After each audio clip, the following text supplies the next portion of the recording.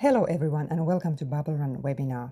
We are very happy to have you with us today for insightful discussions and learning session about network automation acceleration with our MX-PDK solution.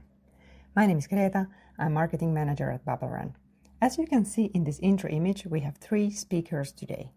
Carlos Ritzma, our Solution Architect, Alessandro Pacini, our Telecom Cloud Engineer, and Ali Yagubian, PhD student at Eurocom and working with BubbleRAN. Before we start with the presentation, I share with you some practical informations. The chat of this webinar is for your questions. Don't hesitate to ask your questions. Our team is available to reply you quickly. We will have a dedicated Q&A session in the end of the webinar where we'll take some time to pick up some questions and share with them with everybody. This webinar will be recorded and it will be available on our YouTube channel in the coming days. But of course, stay with us today. Live event is always exciting and meaningful to share this session together, strengthening the sense to belong to R&D community in the telco industry.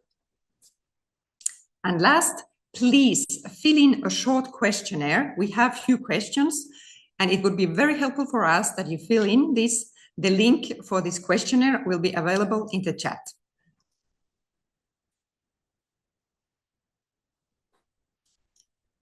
Let's get started. I will give you a company presentation and product portfolio overview with focus on MX-PDK, and then we will look at today's agenda together.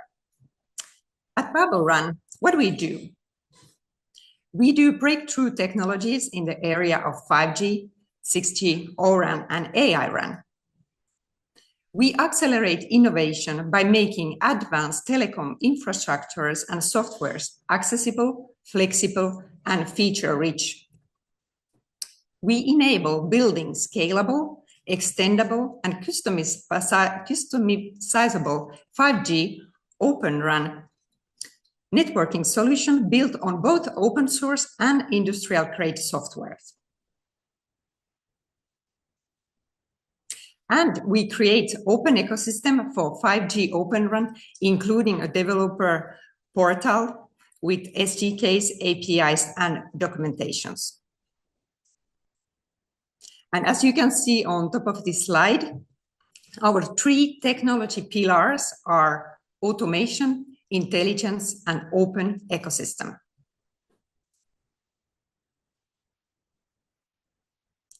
And here I let you discover BubbleRAN mission statement in a form of short video.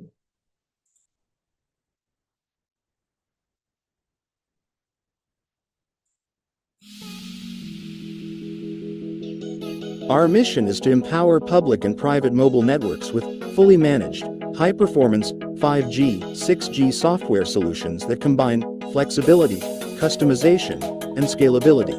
Powered by pioneering applied research, we create breakthrough technologies that enable smarter and more efficient networks, transforming the future of connectivity.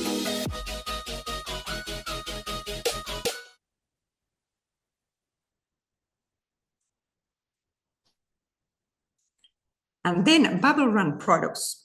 We have 4 products in our portfolio: MX-PDK, MX-AI, MX Pro, and MX-ORS. Today, we are going to focus on MX-PDK, which stands for Product Development Kit. And it's important to know that all the use cases we are showing you today, they come from the projects we have already realized with our customers and partners, both from academia and industry. It's also good to mention our latest software release, Crimson, which was published in June this year, and the QR code on the screen will take you to our website, and you have the key feature set of Crimson release listed there. Now, let's detail together how to build 5G O-RAN platform with our MX-PDK solution. For the software stack, MX-PDK is Kubernetes-based O-Cloud infrastructure at its core, offering an optimized environment supporting both near real-time and non-real-time rigs. Industrial-grade and open-source 5G stack, O-RAN compliant environment with SMO, RIC, xApps, and rApps. AI-RAN powered multi-agent network optimizer, edge applications and services, and open ecosystem of xApps, rApps, and agents. When it comes to MX-PDK architecture and features, it's a deployment on multiple high-performance control plane nodes and additional BubbleRAN-specific infrastructure components. On top of the control plane, BubbleRAN SMO, service management and orchestration, enables zero-touch lifecycle and automation. Intelligence policy-driven long-term control is facilitated through rApps leveraging the non-real-time RIC. The control plane nodes take care of the data lake and observability stack. On top of the infrastructure, the deployment of a heterogeneous set of GNOB CUs and DUs is supported. MX-PDK is compatible with different hardware equipment. O-RAN 7.2 radio units FR1 and FR2, both indoor and outdoor. Synchronization plane capabilities with front hole switch, which is precision time protocol Grandmaster. Compute infrastructure with telco-grade servers, including power distribution unit. Quectel 5G modules for UE integration and over-the-air testing. We also support SDRs such as Amarisoft and USRP. And in this image, you can see all the different elements just presented for the software stack, for the architecture and infrastructure, and also hardware with different photos of the equipment. This is MX-PDK, our platform development kit, supporting multiple stacks, both open source and industrial, suitable for multi-vendor and multi-network scenarios, meaning deployment across various vendors, frequencies, and network functions. And now let's talk about you. We are very happy that you are with us today. You are probably working in telecommunication, maybe higher education or IT services, or research services, or software or hardware development. Maybe you're an engineer, researcher, solution architect, professor, or business developer. But in any case, you are welcome, and today you want to learn concrete use cases for network automation optimization and discover how you can efficiently use our SDKs in your work and in your projects. Follow step-by-step guidance to simplify your own developments and fuel your interest in future networks and exciting topics of xApp, rApps, and network slicing. You are in the right place. Welcome again. And now let's look at the agenda together.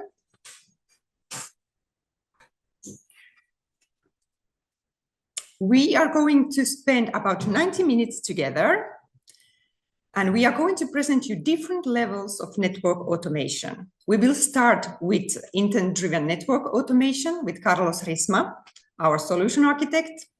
After that, we will look into xApp automation with Alessandro Pacini, our telecom engineer. Then we will explore rApp automation with Ali Yagubian, PhD student at Eurocom, working with BubbleRAN. And last topic is about slice automation, presented by Carlos Risma. And we will finish the session with a dedicated time for specific questions. And this part will be moderated by Navid Nikayan, BubbleRAN CEO. Shall we get going? The floor is yours, Carlos. Thank you.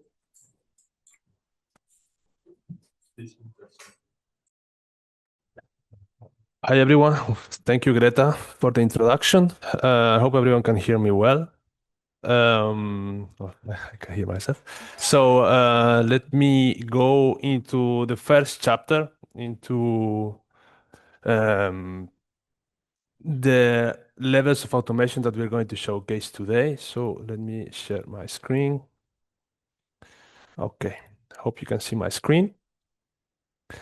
So as Greta introduced, we're going to go into 4 levels of automation today that the MX-PDK, our, let's say, flagship product allows. So first of all, I wanted to, let's say, give an overview of our own operator plane. So in our operator plane, we have, or let's say on top of it, 3 types of domains in which verticals can create levels of automation. So first of all, we have rApps, which can be developed using our own rApp SDK, as well as operators we can be developed by an operator SDK. And lastly, we have our, let's say we have agents that can be developed with agents developed kit, which are going to be the focus of our next webinar. These interact with our, let's say, control subsystem, what we call Odin, and the management subsystem of our platform, which are, let's say, a sort of implementation of ORAN SMO. And then they will control and manage the network entities that a user may want to deploy. So the network entities, let's say we have defined here 4 domains. So we have from the core to the edge to the access until the terminals that are going to be automated by our system. And everything is going to be deployed in a telco-optimized Kubernetes cluster. So this, what allows is for several layers of abstraction of a network that can be deployed on our system. So as we can see here on the right, we have our, let's say, level of abstraction of a network to be deployed. So going from, let's say, a very basic element, which is be the function, then we can go into network entities, to xApps, rApps, and lastly, we go into a slice for the level of abstraction of a given network. And everything is, let's say, designed and specified to be deployed as simply as an intent. So moving on to, let's say, what we enable, which is zero-touch network automation. So why do we need and why is so important to have network automation? So first of all, it simplifies the network design and the operation and increases the agility by adapting quickly to dynamic service demands, as well as reducing the operation cost of networks. So here, what we do with our platform, the important thing is that everything and the status of a network and the state of a network can be defined through an intent. So this intent is defined in a human readable way. So offering in this way the features such as being extendable. So everything in the network is defined by building blocks. So as you can see here on the right, where we have an example, for example, the core network is defined here as a building block. So as the, let's say, the RAN elements and also the MX-RIC elements. And everything is supporting for multi-vendor. So for example, here we have an SRS RAN G0B. Here we have an OAI CU and DU split, as well as a Marisoft, and everything, for example, in this example, is connected to an Open5Gs core network. So everything can be as multi-vendor as the user may want to. And we have our own implementation of the ORAN SMO through our own real-time RIC. And everything is deployed in an intent-driven fashion, which means that in this network intent defined here, everything is declarative, which means the user only needs to define what it wants to be deployed instead of how to deploy, let's say, the network that they might desire.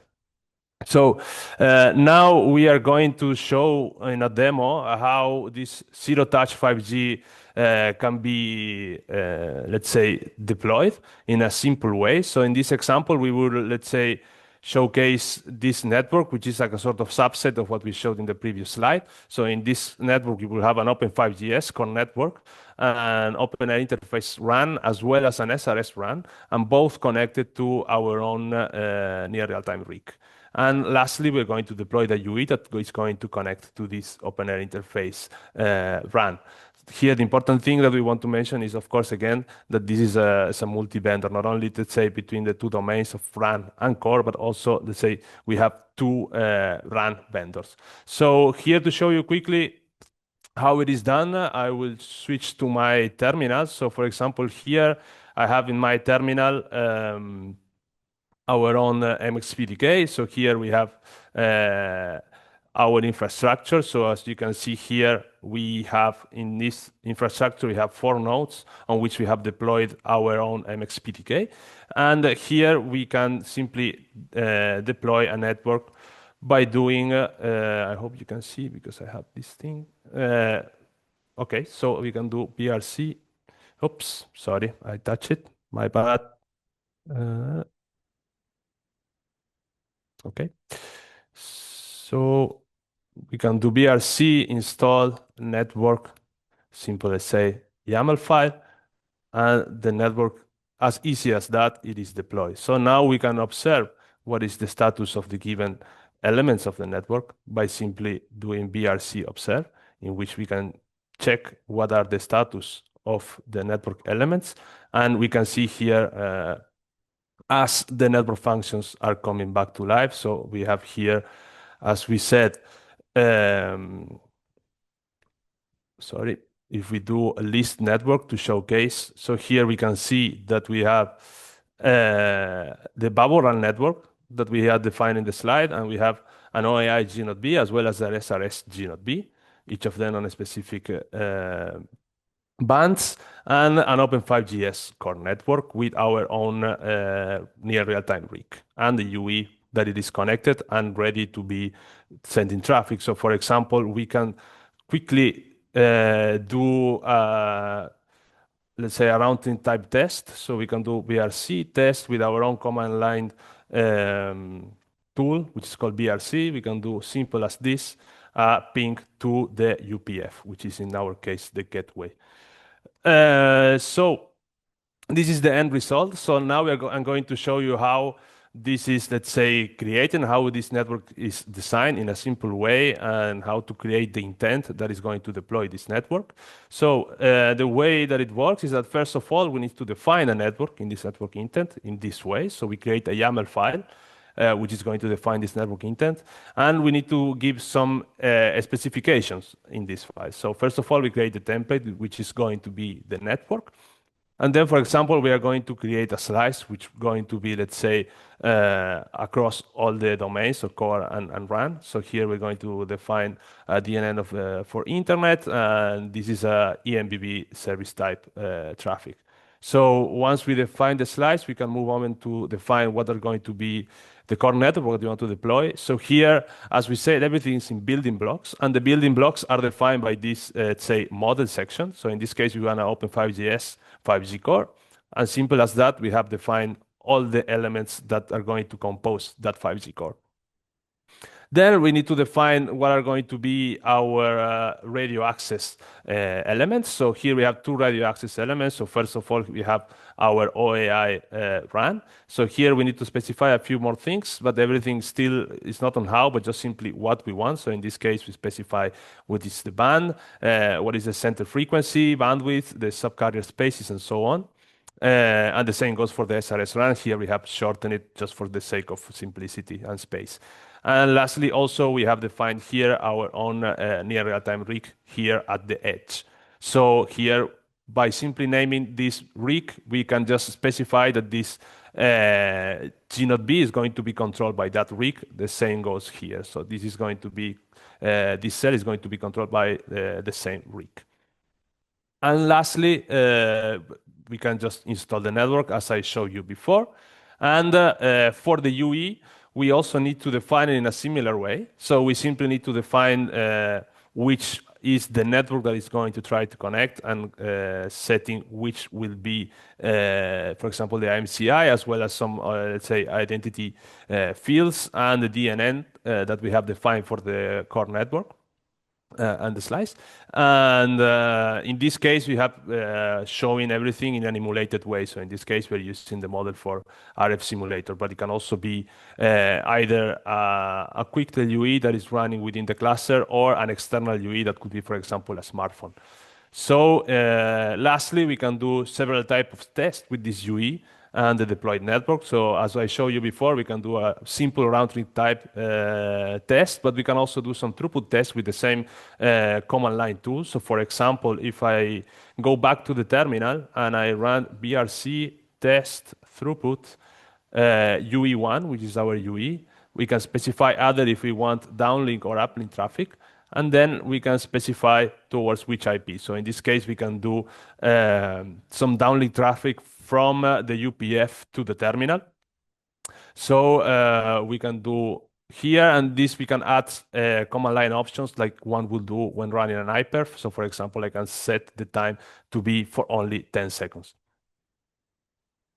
And here we can see that we are sending this traffic from the UPF to our emulated UE through our simple 5G network.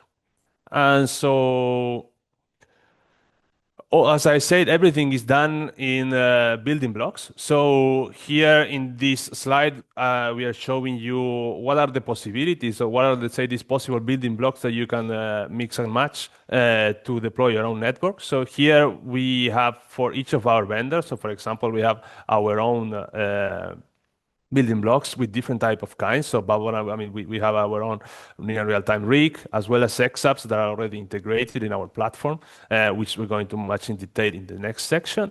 And then we can also have a database already deployed within the same network, as well as a terminal, as we just showed, for which we have 3 modes.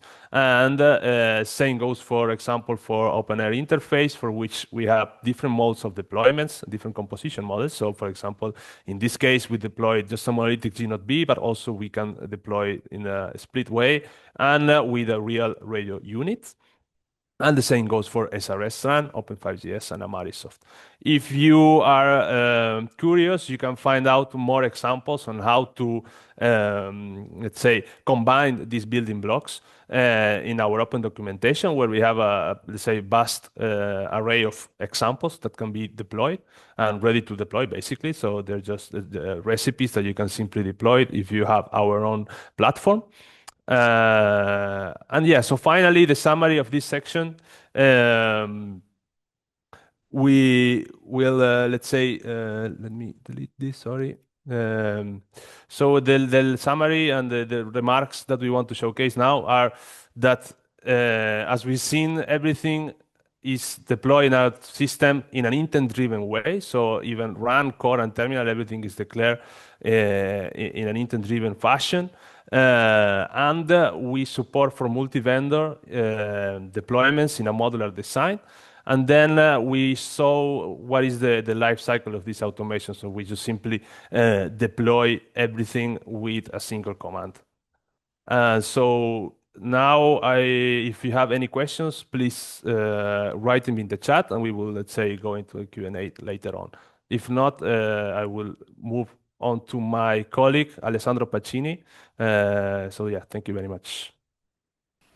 Okay, so in this next section, what we're going to see is how we can exploit xApp automation, more specifically related to network observability. And so we are going to see how we can use xApp in order to monitor and analyze the metrics coming directly from the RAN.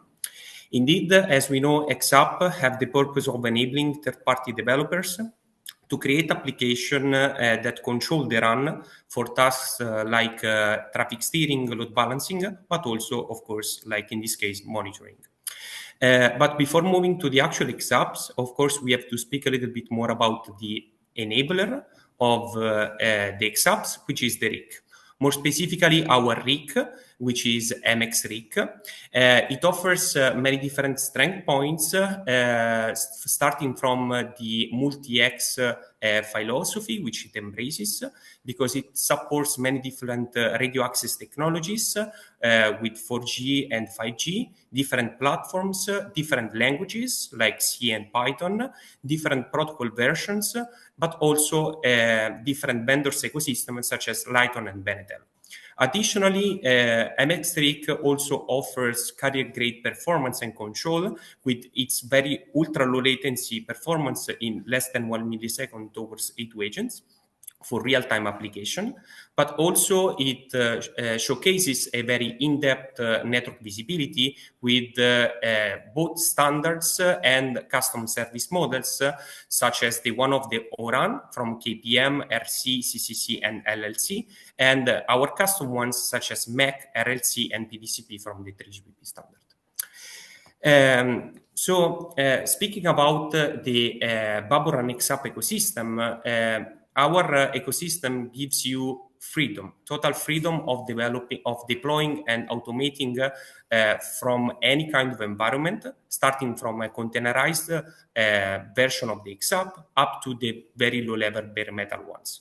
In fact, you can access from a wide range of ready-to-go xApps, as you can see from this table, and this is just a subset from the number of xApps that we have. And so we have, for example, the one related to the monitoring that we said earlier. We can retrieve the metrics coming from the service models, both the standard ones and the custom ones that we defined. Or, for example, we can use the Endover xApp over the RC service model for Endover capabilities. And finally, an additional one is the interactive, which somehow bridges the bare metal development up to the containerized one. In fact, BubbleRAN offers an open source xApp SDK through which you can access over the QR code on the right side of the slide. And by using this SDK, you can achieve from a user perspective up to a very low level developer one functionalities of interacting from the xApp point of view with the RAN. And this includes slicing and ISAC features. In fact, if we take a look at how we have the intended the xApp life cycle, you can start from the binary development of the xApp, and starting with our xApp SDK, you can develop your own xApp, and then you can move it to a containerized xApp up to the integrated version of the xApp, which is gonna then be deployed autonomously with the MX-PDK. Additionally, you can also make it interact with the rApp ecosystem in order to achieve a much more advanced use cases. Let's go back to the actual aim of this presentation, which is about observability and monitoring. So MX-PDK offers an end-to-end framework for both observability and monitoring. Not just from the pure mobile perspective, from the pure RAN and mobile perspective, but also from the cluster on top of which your network is actually running. Indeed, we exploit different data sources from Prometheus up to MySQL, which offer different informations. In fact, with Prometheus, you can explore the cluster node statistics. So this means the actual CPU usage, memory usage from the actual machines that are running your cluster, up to the pods, the services that are deployed on top of the cluster. Additionally, we also offer power consumption related to the services that are on top of the cluster, that are running on top of the cluster. This includes, of course, the RAN ones. And this is thanks to the Kepler functionality that we integrated into MX-PDK. And then we rely on a MySQL for storing the metrics coming from the xApp service models that we collect. Together, they offer a rich feature for collecting your own data set for fueling advanced AI and analytical tools and use cases. And at the same time, MX-PDK basically offers a demo-ready setup for the observability stack because it exploits Grafana in order to bring together the two data sources in order to have dashboards ready to be used for your demo. Additionally, this is a sneak peek about the next release, which we are going to progressively move towards this next generation database, which is going to offer more advanced capabilities into a single database, which is called Victoria Metrics. So let's then see how easy it is to monitor your 5G network. So first of all, we need to deploy a monitoring xApp. And as we saw earlier, the monitoring xApp, we need just to choose the xApp that we want to start with. And so, as you can see here, basically we have this little piece of text from which we have just to decide the xApp that we want to deploy into our cluster. In our case, is a monitoring xApp in C. And then you're going to decide the different service models that you want to retrieve and monitor. And then we integrate this text in the YAML file that we have seen earlier with Carlos. And the nice part comes from the fact that, as we said earlier, the network YAML file uses a declarative approach. So this means that you are going to define how the network should look like and what are the expectations from the network. So this means that the changes will be applied only to the components that actually requires the changes. So let's see together. Let me share my terminal.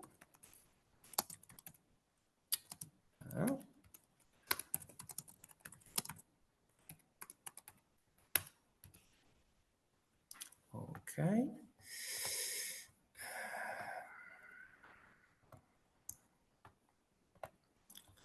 So I believe you can see my screen.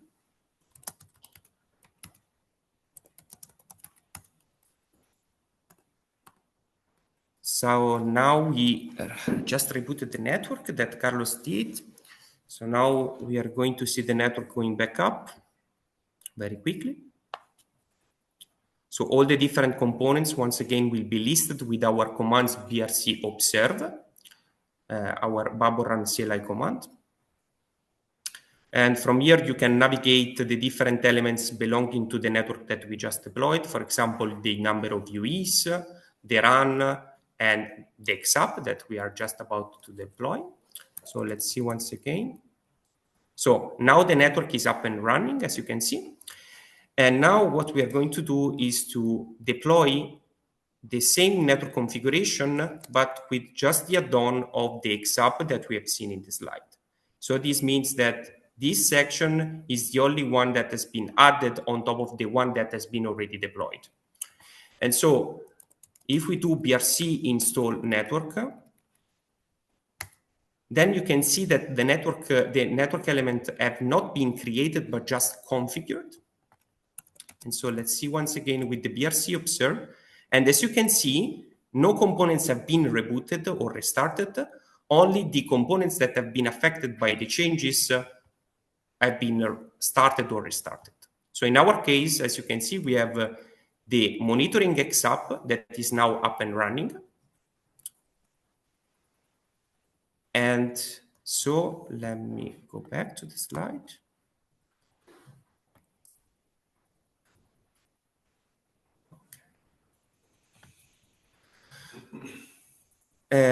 So what is the next step?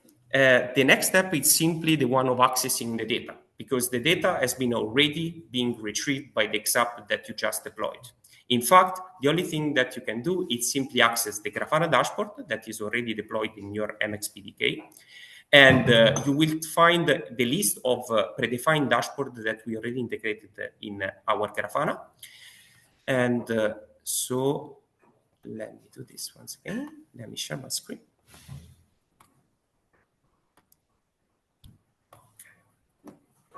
So this is the Grafana dashboard for the cluster that we currently are carrying on these demos. So this is the list of dashboards from which you can decide to choose from. And just as an example, you have the Kepler dashboard, that is the one related to the power estimation.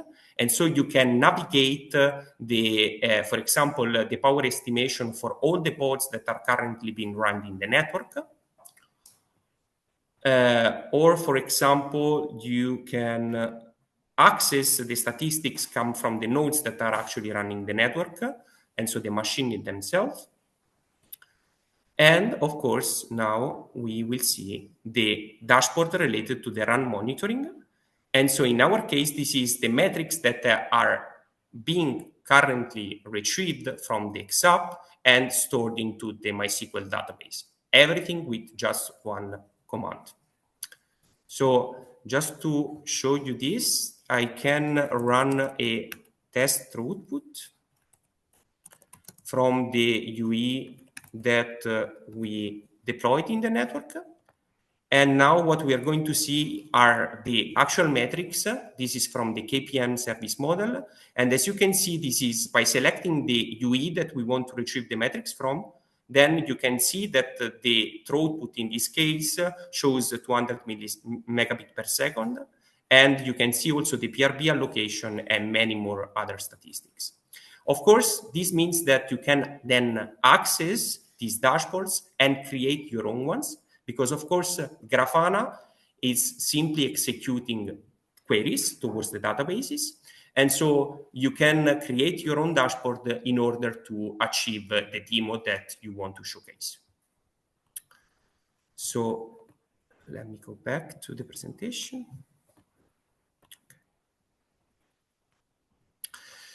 So in order to conclude, we have seen that with MX-RIC, our MX-RIC provides absolute freedom in terms of multi-X philosophy by offering multiple radio access technology, multiple vendors, and multiple hardware. We have seen our BubbleRAN xApp ecosystem with all the available xApps that you can simply decide from and easily deploy. And we also have seen how our MX-PDK drives smarter RAN automation, in this case by providing not just real-time data collected by the xApp, but also cloud monitoring. So this concludes my section. I think, do we have time for 5 minutes of questions? Yes. So thanks, Alessandro. So to give a little bit of time between these two sessions, now we finished the network automation, xApp automation, and now we are moving to the rApp. I want to check if anyone in the present in this Zoom meeting webinar have any questions to share. I already prepared 2 questions for our speakers, but let's first see if you have any questions that you want to share right now live.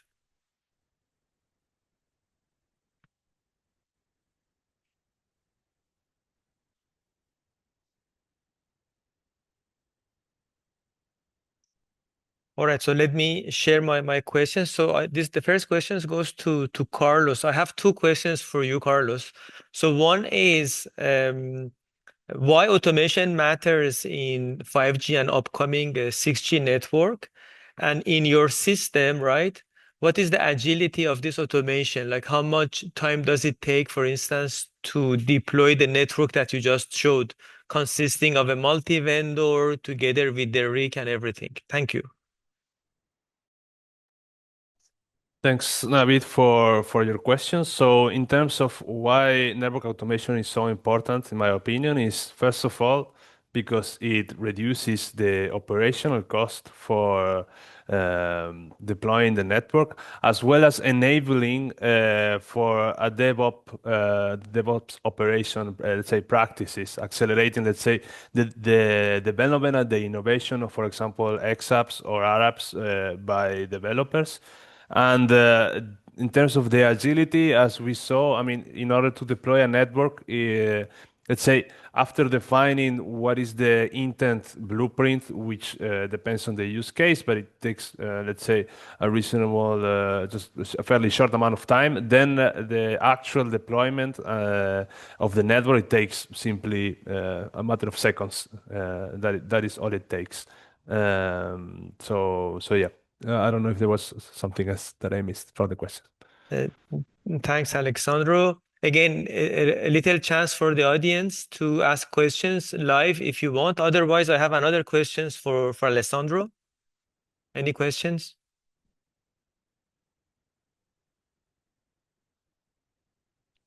So great, I shoot my question. So Alessandro, you showed this data set collections. So my question is, so do you think this tool is useful for generating the data sets for AI for the training? And if that's the case, then what kind of data it is included in this collection? Thank you. Yeah, thanks a lot, Navid. Yes, of course, this tool that we just seen, all these different data sources, they focus on a specific aspect of the, let's say, the cloud RAN part. But in our case, we clearly focus on an heterogeneous kind of data sets, because we target not only the metrics coming from the service model that we have seen, but also the one of the cloud native part, which allows you to create quite interesting use cases, such as, for example, EcoRAN or many different. Because, for example, we can monitor the power consumption from RAN, and so this means that any AI and machine learning tool that can be trained on top of this data can find a really interesting solution for example, decreasing the amount of power consumption that we want to use, for example, during handover, or many different use cases. But yes, of course. Okay, so thanks, Alessandro, for explanation. So now with this little short break, we move our attention now to the rApp automation. So we are moving now from the, let's say, SMO and also near RT rig to non-RT rig. And we are going to look into how the rApps could enforce the policy, how the rApps could be actually automated with a very nice use case. I give the floor to Ali here. Hello, everyone. My name is Ali. I'm a PhD student at Eurocom. I'm working with BubbleRAN, mostly on SMO and digital twin. In this part of the webinar, I'm going to present rApp automation, which is for enabling non-real-time control and management. By the end of this part, you will have a clear understanding of why rApp automation is essential, how it accelerates and facilitates rApp development and rApp integration, and how BubbleRAN provides the tools, framework, and DevOps-driven solutions to make this automation possible. So first of all, I would like to explain non-real-time rig based on ORAN specification. Non-real-time rig is a logical channel within the SMO for non-real-time rig control and optimization, like policy-based guidance. And also it supports AI/ML workflow, including model training and data collection.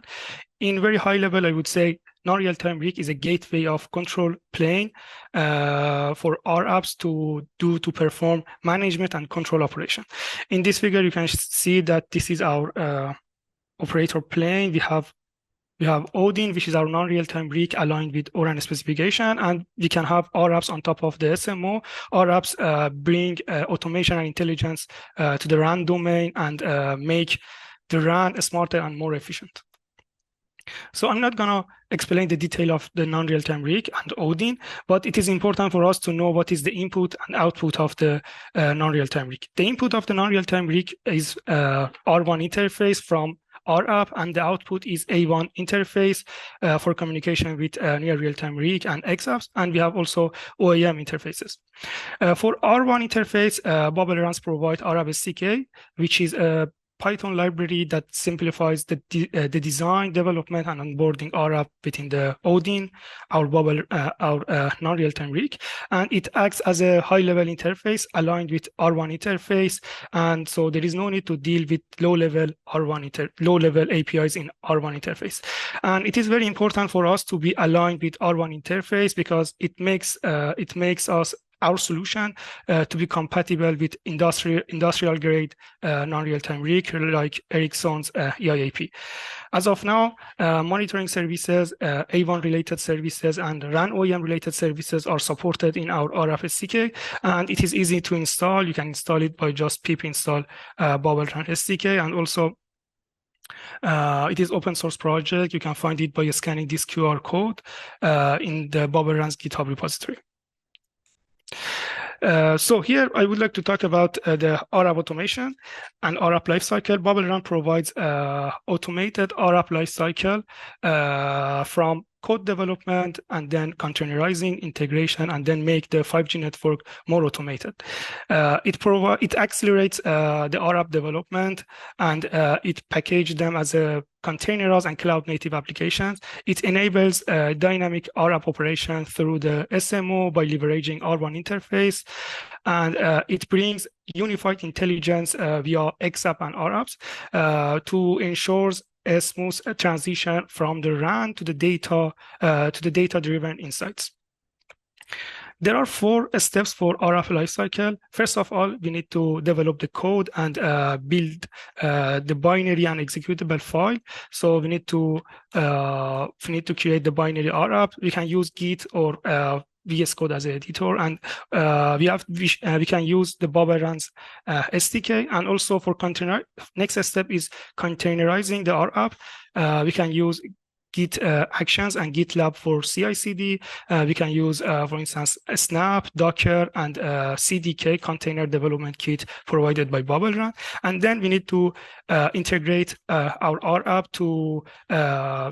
as a cloud-native applications to be able to deploy on any cloud infrastructure. So in this step, you can use Terraform, Google Cloud Engine, Helm chart, or Kubernetes and Operator SDK. And also at the end, you can add your rApps to the rApp ecosystem, where rApps can interact and share services to collaborate and have a cooperative intelligence on top of the non-real-time RIC and SMO. In this step, you can use Odin, our non-real-time RIC, and messaging infrastructure like Kafka or MQTT, and databases like MySQL. This table shows the BubbleRAN's rApps inventory. For example, for network deployment, at the moment we have TDD reconfiguration rApp, network planning, and spectrum allocation rApps, and we plan to have energy saving rApp as well. For the network evolution and optimization, we have slice enforcement and SLA provisioner rApps, and we are going to have load balance handover rApps and digital twin assisted recommender rApp. For the network monitoring, we have service models based rApps and sensing, and we plan to have intent-based monitoring rApps. So BubbleRAN is not limited to have a Python-based rApps. You can also develop your rApps as a Kubernetes operator. For instance, we have network operator, slice operator, and digital twin operator, and then we plan to have green and security operator as well. And also, you can deploy and develop your AI agent as an rApp. For instance, we have orchestrator agent, OEM agent, RIC agent, and observability agent. And we plan to have API agent, anomaly detection agent, and slice operator agent. If you're interested in AI agent and LLM-powered rApps, I would like to invite you to the next webinar, which is planned in November, related to the agentic AI and MX AI. So for the demo, I prepared a mission-critical V2X demonstration. As you can see in this figure, we have a truck there, which is connected to the 5G network over there, and there is a camera on top of the truck. And the live video is streamed from the truck to the real-time analytics node. So here, as you can see, we have an end-to-end 5G network, 5G core, DU-CU, and BNetel RU, and this connection between DU-CU and BNetel RU is based on 7.2. And also we have background traffics. So we want to show that the background traffics don't affect the quality of the streaming the video from the truck to the analytical node, because analytics node, because this is a critical user for us. Well, in this video, you can see that the quality of the video is stable, will remains stable and smooth, even though I'm sending traffic in the background. So as you can see, it's around 30 megabit per second, so it is smooth and real time, I would say. You might be wondering how it is possible. So the key here is slicing, actually uplink slicing. We manage it by pair of uplink slicing and uplink slicing xApp and rApps developed on top of BubbleRAN's xApp SDK and rApp SDK. Actually, the xApp slicing is for creating and updating a slice based on the percentage of the PRB requested from rApps, and also it associate the target UE, which is in this case is truck, to that specific UE. Actually, we are gonna provide secure slice and isolated slice. And also uplink slicing is for mapping IMSI to the RNTI and RAN UID, because in the level of the xApp, the identity of the UE is RNTI and RAN UID, but in the level of the rApp and operator, telco operator, the identity of the UE is IMSI. So we manage this mapping by the northbound interface between core and non-real-time rig, and the rApp sends an uplink slicing request by targeting a specific UE to be associated to the secure slice. So how you can deploy the rApp in the BubbleRAN ecosystem by running just brc install rApp.yaml file. In this configuration YAML file, you can specify the name, for instance, and the model. So as you can see, this is like a ready-to-go rApp, uplink slicing rApp, and we have also rule-based access control, because this rApp should be able to send the policy to the non-real-time rig or ODIN. For your information and as a reference, I'm going to show you this video. So now I'm not sending any traffic. So you can see the quality of the video is around 30 megabit per second, and we have a cache also. And now I'm going to send the traffic. So this video shows what happens if we don't have a slicing.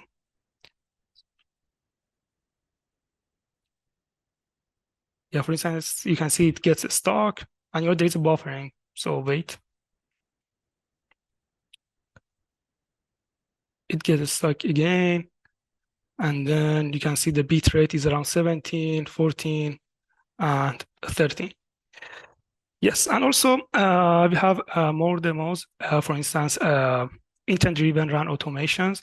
If you are interested in LLM-powered and intent-driven RAN automation, you can go to BubbleRAN's YouTube channel by scanning this QR code. Actually, we demonstrated it in Ericsson Kista, Sweden, in an OEI workshop. So if you're interested, you can go watch the video.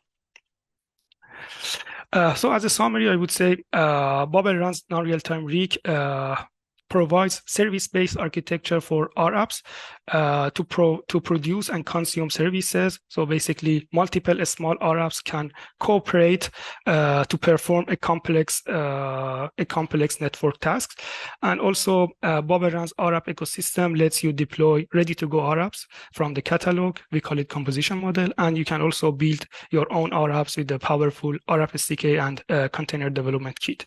And also, BubbleRAN's MX-PDK is a key enabler for automation and intelligence for the future network. And we believe that these are the core pillars for autonomous network, which is essential for the next generation of the network. Thank you for your attention. And if you have any question, you can ask in chat. And also, I will be available at the end of the webinar to answer your question. And now I hand over the presentation to my colleague, Carlos. It is time to present our last level of abstraction that we're going to see today in terms of automation. And it's through our slice operator, which is, let's say, our 3GPP and ORAN compliant network slicing framework. So here we have gone through all the levels of abstraction that we showcased at the beginning of this webinar, let's say. And so now we are at the very top, on which we have the slice specified as the intent in order to deploy a given network. So how is our BubbleRAN, let's say, slicing framework? So the slicing framework is called the slice operator, which is a cloud-native implementation of a network slice management function and a network slice subnet management function defined in 3GPP, and which is embedded on top of the MX operator, which we introduced at the beginning. So this slice operator takes care on the life cycle of RAN and core slice creation. So thanks to also our, say, ORAN compliance, there are continuous conciliation loops that enforce this service level agreement on all the network functions, not only, let's say, at the level of the core, but also at the level of the RAN, thanks to our non-real-time and real-time rigs.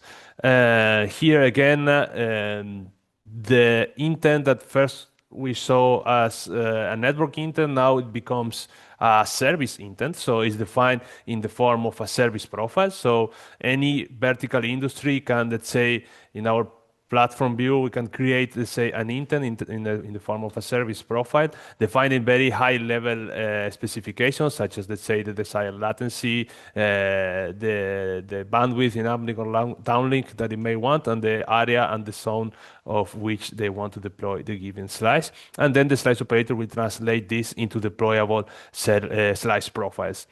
And it will take care of deploying the network functions that need to be shared and the ones that need to be isolated and so on. So today we are going to showcase our slice operator, thinking on a maritime use case, which we have first explored on this year MWC in a collaboration together with NVIDIA and Telenor. And in this use case, we, let's say, foresee three types of network connection. First of all, we have, let's say, a network. Let's say we have a service between the captain of the ship and the crew. Then we have the service that is for the passengers that are within the ship to communicate, let's say, to the internet. And then lastly, we have a service for remote inspection on the ship that is performed, let's say, at night, for example, while the passengers are sleeping. So in this use case, the slice operator is going to be deployed in such a way that we are going to define three intents, so one service profile per each of the service that we introduce. So we will have one service profile for the captain and the crew. We will have one service profile for the passenger traffic, and one service profile for, let's say, the remote inspection.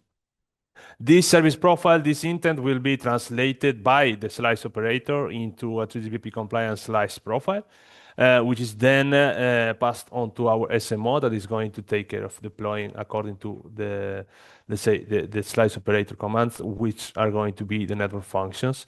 In this case, we will have three slices for which all the control plane network functions on the core are going to be shared. And then we will have, for the user plane, let's say, dedicated network functions for each of the slices, which then, thanks to our MX rig that applies the policies for each of the SLAs, are going to apply to the G0B, and then they're going to, let's say, offer the RAN slicing for each of the UE. So in this case, we're going to only have, let's say, just for this demonstration, one UE connected to each of the slices.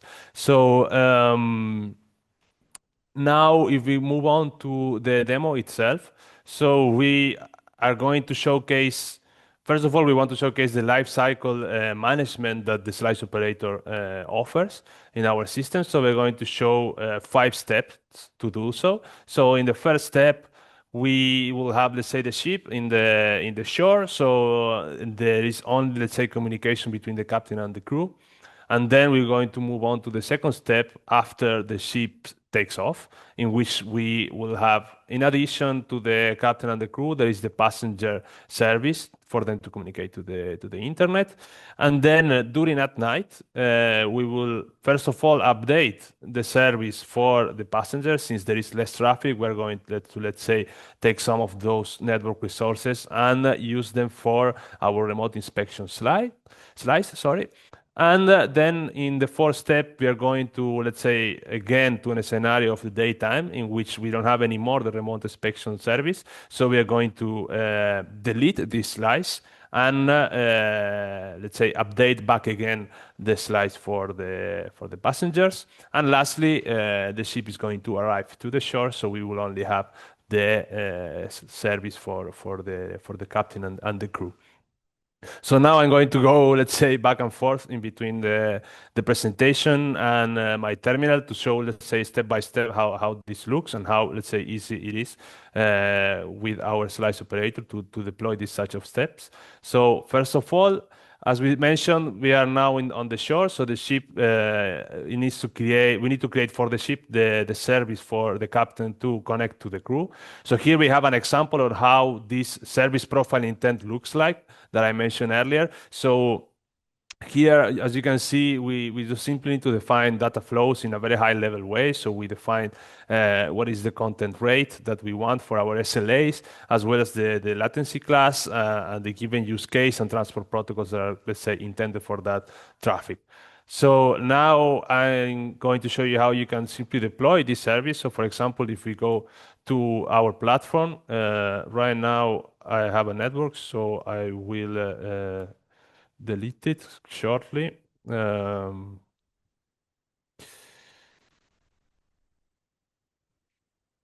Sorry.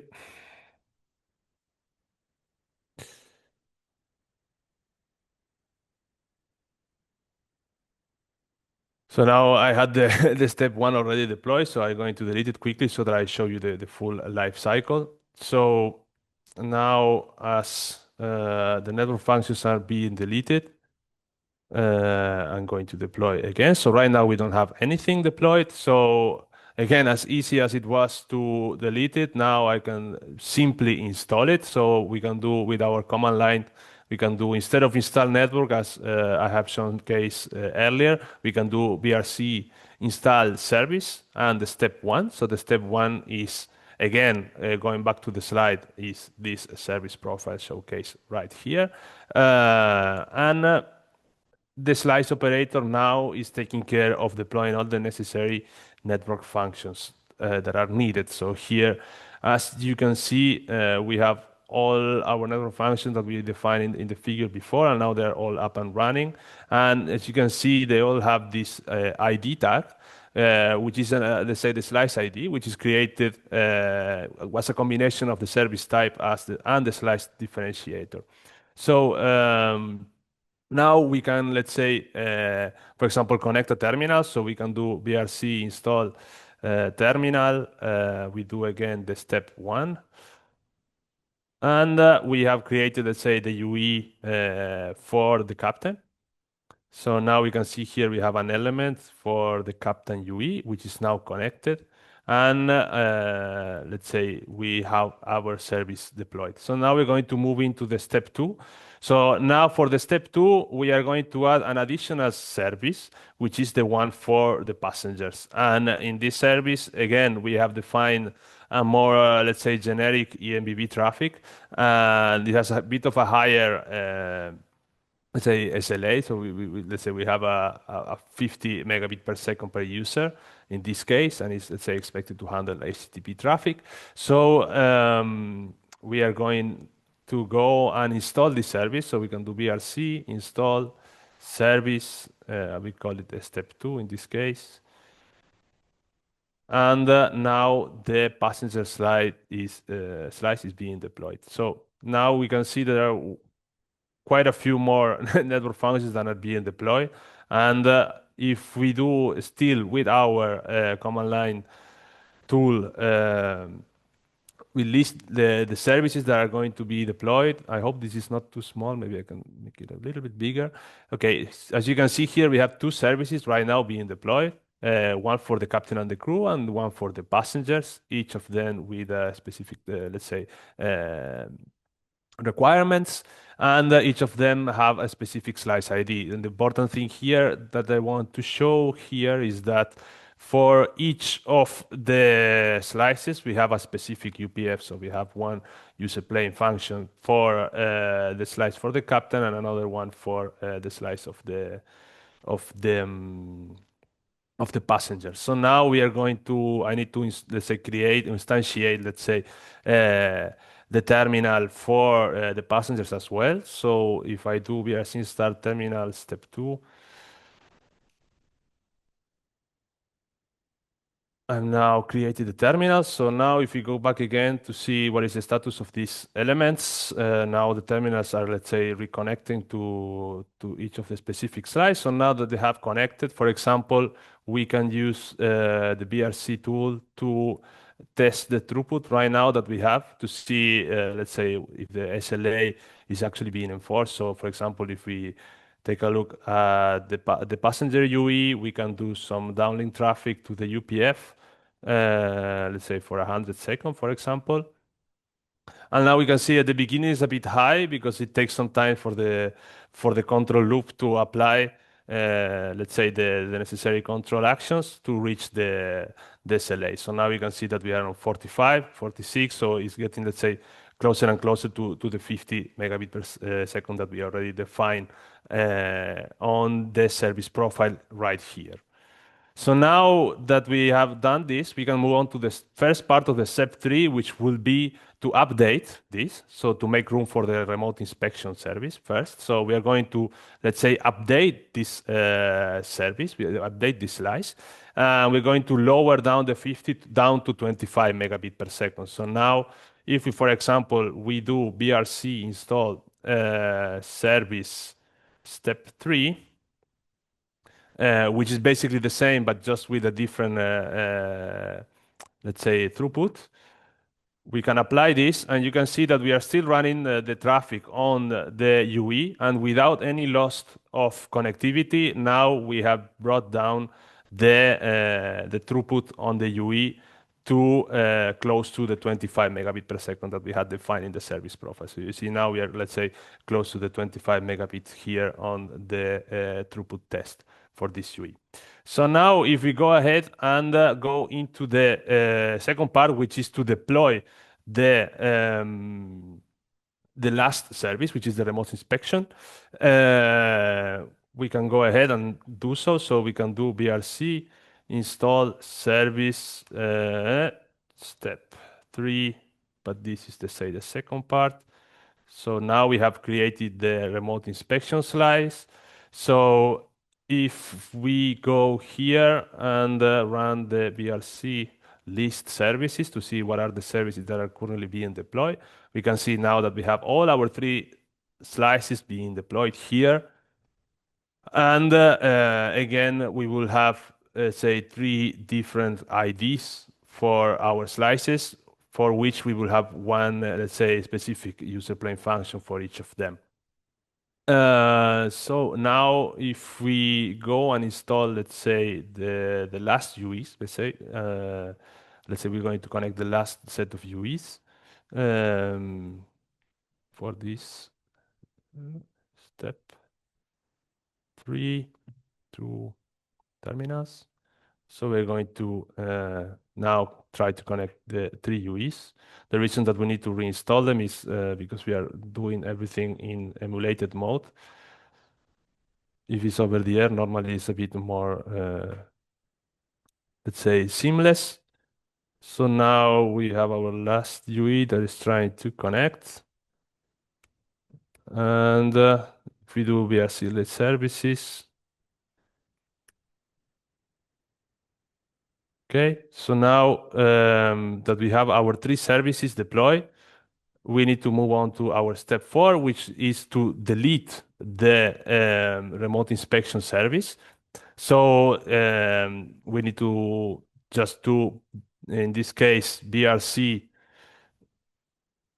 remove as easy as this service step 4. And we can delete the remote inspection service. So now if we do again BRC list services, now we can see that everything is being deleted, and we see that only the crew and the passenger services are being deployed right now. And again, we need to update the terminals. So we can do step 4 YAML. Whoops. Yes, I made a mistake. Sorry. Sorry about this. I made a typo. Everything live is a bit of hectic. So now, yeah, some of the network functions are being deleted. So, okay, I think I can do BRC install terminal, step 4, terminals. Okay, so now, if I didn't do any mistake, in a matter of seconds, the UE should connect. Yeah, so now we have two UEs connected, and since we deleted the service for the remote inspection, that UE is not connecting because there is not anymore a service for remote inspection. And now that we have deleted this, we move on. Let's say now we're going on the ship is back in the shore, so we're going to have only one service to be deployed. So we need to delete our passenger service. So we can do in the same way, BRC remove service, and we do the passenger. So it's going to be a step 5.yaml. We delete the service. So now if we go back again and we do BRC list services, so again, we go and check what are the services being deployed. We see that we only have one, which is again, back to square one with the crew, the captain and the crew services. And lastly, let's say, update the terminal to connect again to that specific network slice.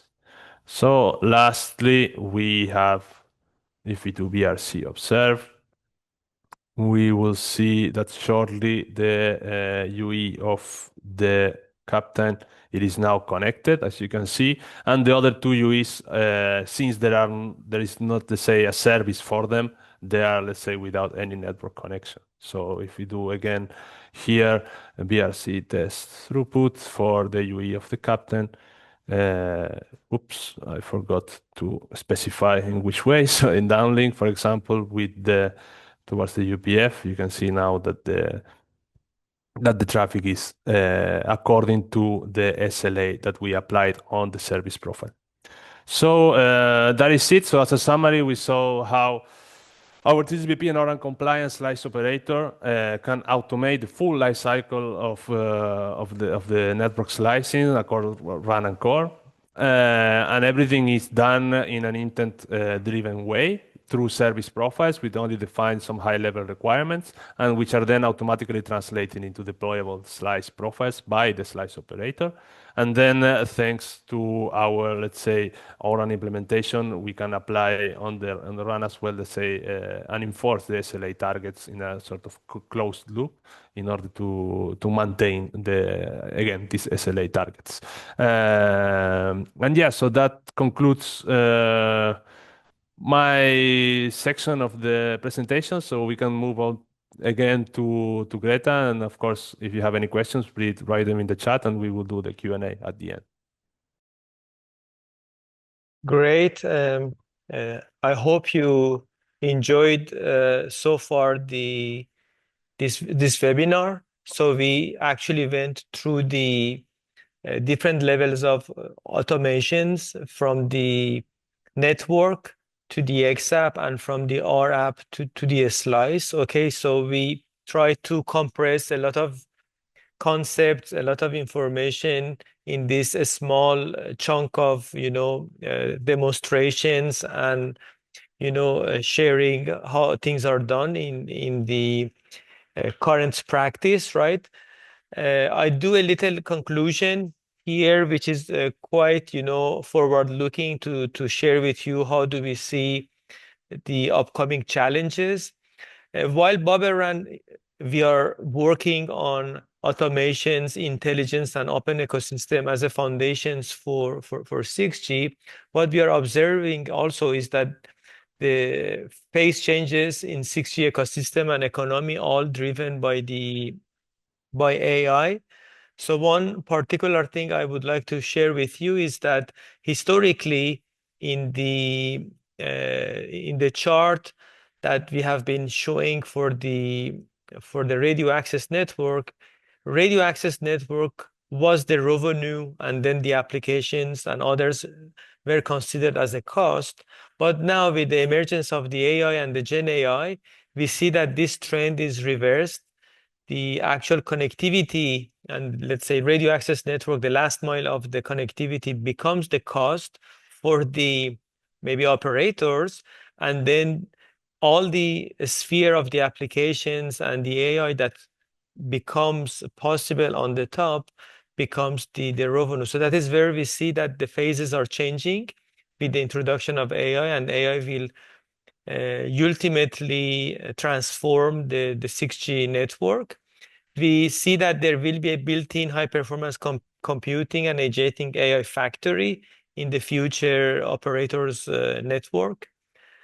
Another area we see that there will be a significant evolution, which is the fusion of the physical and digital network replicas. More and more, the network becomes application-centric for decision-making. So even if today you look at the quality of service in 3GPP, quality of service definition and all of the QFI are very much network-centric. They are not application-centric. So this is also one area that proved to be quite important for 6G. In terms of the network itself, so we are moving more towards the autonomous network, and the network needs to self-synthesize itself and evolve to match the application traffic. You know, applications also are dynamic. They are also adapting to the network, and also network trying to also adapt to the application. And one of the key features in this type of evolving network is to be able to provide deterministic performance, which is a challenge in 6G. Last but not least is the human to agent and agent to human symbiosis, because we are seeing more and more interplay between the agents and the network, agents and the human. And this also needs a formalism and the model to make it happen efficiently. So with this little conclusion that I made, I want to open the floor for the questions. So we are probably few minutes late, right? But still, I think we are okay. Maybe we can make room for 5 to 10 minutes questions. So here, please feel free to ask question either in the chat or live, and then what I can do is that I can ask the questions to the speakers. I have noted a couple of questions that you already asked, so in case there is no question live, I can actually go towards my questions. Yeah, okay. It's very great presentation about BubbleRAN, and there's so many features here. And how can we make sure these apps how can we make sure this kind of apps to be interact with each other like smoothly, because all the apps is sharing the same infrastructure on the cloud, and how we sharing the resources among the apps and make sure all the apps working seamlessly towards to orchestrate the network in a deterministic way. Okay, is it correct to say that there are so many features, so many applications, Yes. how to facilitate app interactions? Yes, you're right. Is this the question? Yes. Okay. Anyone in speakers wants to take this question? Okay. So basically, as I said in my presentation, we support service-based architecture for applications, especially in rApps. So basically, some rApps can produce, or some of them can consume services. So basically, multiple rApps and xApps can collaborate to perform complex tasks. So we believe that the service-based architecture enables these interactions and facilitate these interactions between applications. Okay, thank you. You're welcome. I also want to maybe just add extra things. It also depends on the framework in which these xApp are gonna collaborate. For instance, some of the collaborations could be that a task that is coming, it gets broken down and delegated to many applications. Applications are executing, sending back the results to the original, let's say, app, and that app combines the result, right? So there are models to apply to these app collaborations. Thanks for your questions. Let's see if there is any other questions from the audience. Okay, so one question is about the conflict resolution in the RIC environment. So is there any, let's bring the questions a little bit down. Do you see which kind of use case you are seeing in terms of the conflict mitigation and conflict creation? Rasul, I think you asked the question. Yes. Can you mention the use case you have in mind so maybe it helps the speaker to better answer the question? Yeah, sure. Thank you so much. Yeah, my question is around the xApps. We have, for example, xApps for energy saving, another xApp for traffic steering. Maybe like the xApp for energy saving or the rApp even decides to switch off a cell, and then the other application decides to steer some users to that specific cell that is already switched off. How do you handle such cases that two applications make conflicting configurations on the network? Okay, any speaker wants to take this? I can try to answer if you want. Okay, so Russell, thanks for the question. So there are, let's say, many methods, right? One of the well-known method is imagine you have for instance, a global policy. For instance, SLA in general is a higher level than quality of service, right? So one way to say, okay, for instance, if you think about the day and night, imagine that there is a policy of energy efficiency that is applied, okay, from this time to the other time. And that policy, if two xApp during that, when that policy is active, try to compete on traffic steering in terms of load balancing, and the other one wants to do energy efficiency by shutting down the base station, then that policy takes effect and, favors more, so these are maybe kind of, you could classify as a more like a rule-based type of things, but there must be a guiding policy for the, our apps, because when your problem is formulated as if the decision is made by the xApp. If I want to go a little bit in the higher level of abstraction, you have an intent, you have an rApp. So that rApp at that level must be aware on the global policy, right? But if you say I have a distributed system and all of these xApps are completely independent from each other, obviously the only way to mitigate this conflict would be through the RIC itself. But I would say in reality, in a production system, this happens, like this is already mitigated at the level of the rApp. And there is tracking area, there is a region and a scope. And for instance, you say this region, this scope, or this tracking area, this is the policy that is active, and as opposed to the others. I hope I answered your question. Thank you. You're welcome. Hi, I'm Luhan from BUPT, Beijing University of Process and Telecommunications. Hi, Luhan. Okay. Okay. Thank you very much for this excellent seminar. And I think all the topics are truly impressive. Actually, I have a very general question. So I want to know what's the vision of BubbleRAN, maybe within the context of mobile network operators. And what challenges do you see in mobile network operators? Thank you. Okay, so let me just make sure I understood your question correctly. So what you are saying, what is the vision of BubbleRAN about the main challenge public operators or private operators are facing, right? Okay. Yes. Okay. There are, I would say, two fronts that I see, right? One is pure on how to monetize their network for public operators. So public operators, they are trying to find new ways to monetize their network. And for instance, I can talk about, let's say, UK.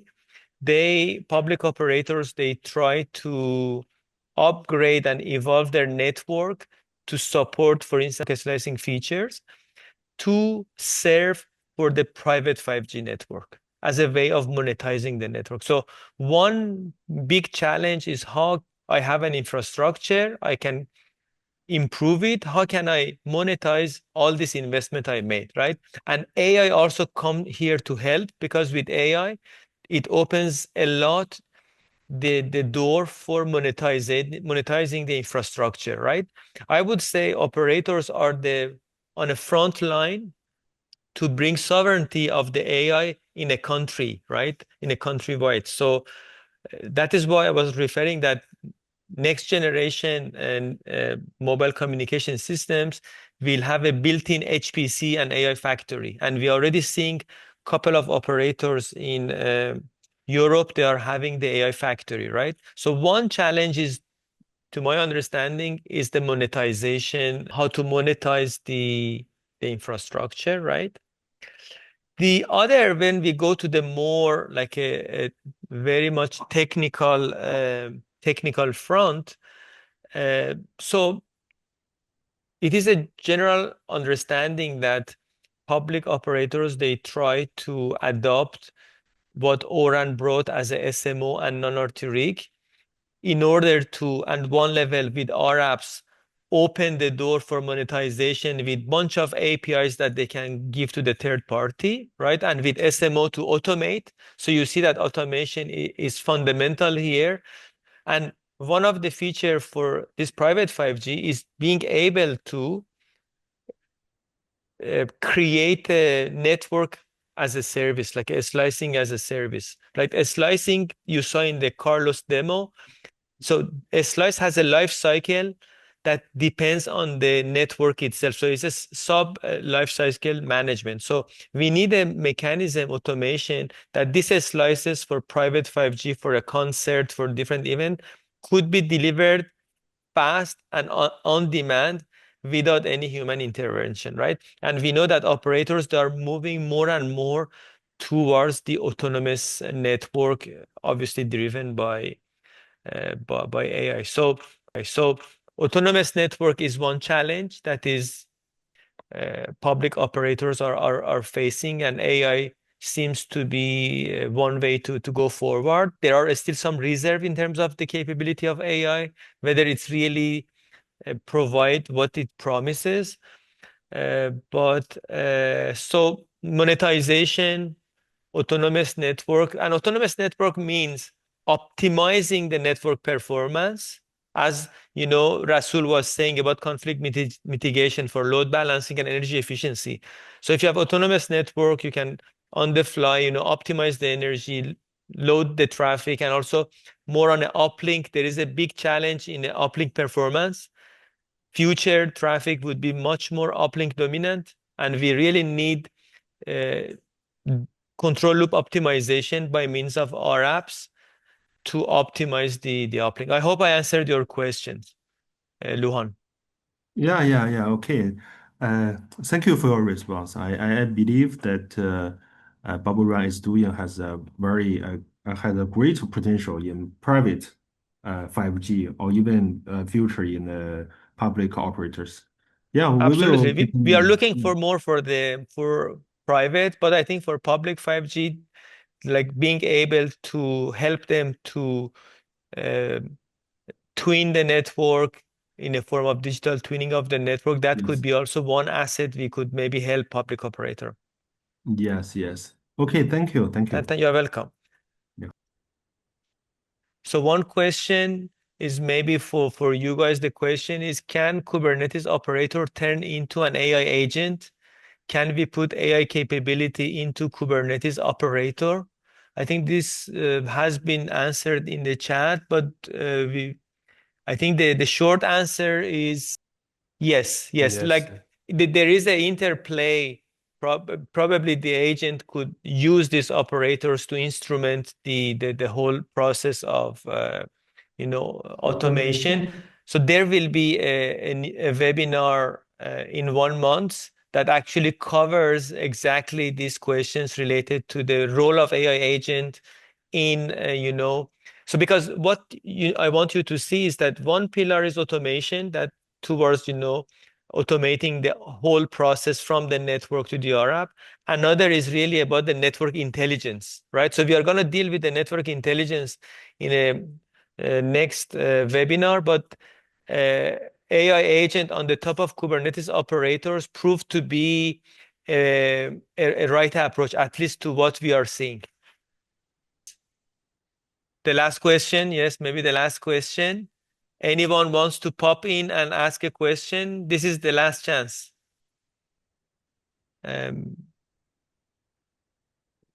Maybe I ask these questions to Carlos for a slice operator. So you showed the life cycle of the slice, right? And you show that, okay, we can, for a private 5G, which is let's say a sheep, right? We can create a slice, different slice during the day and forth. So the question would be, how dynamics are this slice, and are this slice benefiting from 3GPP and O-RAN, or are they exclusively 3GPP slices? So to the first question, as in how dynamic they are, as we showcase in one of the steps, one can, let's say, quickly, very simply update. So we support, let's say, what we call a slice update, which would be, for example, to change what is the desired, let's say, throughput, either in downlink or uplink. And so in that case, we will consider them dynamic themselves.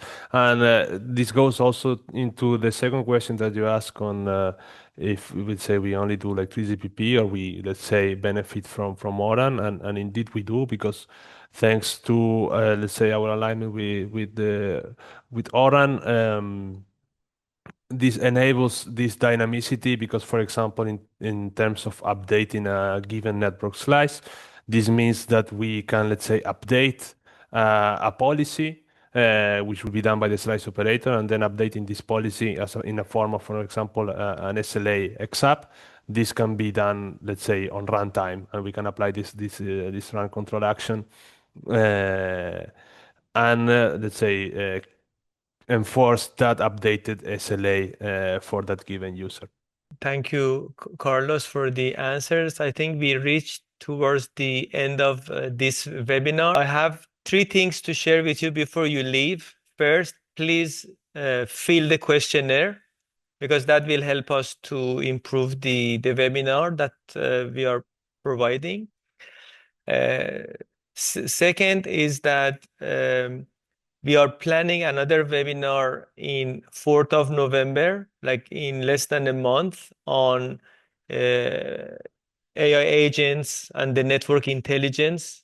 And the topic is the agent shift in network operations. So we will share with you this the link for this webinar. So stay tuned. You can actually subscribe to our LinkedIn channel, which you see here the link, and then we will receive the notification. And the third, all of the materials we created here, including the slides, the video, will be edited here internally by the marketing team and will be made available to you on our YouTube channel, on the website. And we will be sending you one more email with all the links about all the contents that we created. If you have any questions, extra questions related to anything, you have this email address, contact@bubbleran.com. So feel free to send us an email. We would be happy to answer you and reply to you. And we got a lot of feedback from you, a lot of questions in the chat, a lot of interesting things about the channel modelings, about the intent, ontology, and all of those. I think we are going to absorb all of that, and maybe that will help us to improve our next release with some, new features. So with that, I want to thank you for joining us here, and see you maybe next time. Okay, so thank you. Bye-bye.